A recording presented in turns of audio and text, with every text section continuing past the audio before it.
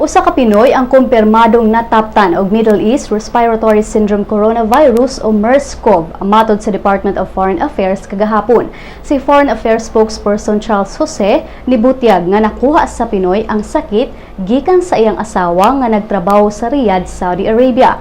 Na-confine sa usa ka ospital ang asawa. Naayo kini og miuli ra sa ilang panimalay. Apan pipila ka adlaw ang bana niini nataptan sa maong sakit. Matod ni Jose nga ang Pinoy gitambala na sa usa ka ospital. Ning pagbalita, matod ni Jose nga wala pay reports sa mga Pinoy nga nataptan sa MERS-CoV didto sa South Korea. Apan ang Philippine Embassy sa Seoul nagmonitor na sa sitwasyon sa nasod ug nakig-koordinar na sa mga Pinoy nga tua sa South Korea. Nagpagawas na sab ang embahada sa Pilipinas og abiso nga magpahinumdum sa mga Pinoy nga magbantay aron likayan nga mataptan sa MERS-CoV. Ang South Korea mitala na og 150 ka mga kaso sa MERS-CoV. 16 na ka mga Koreano ang namatay sa sakit.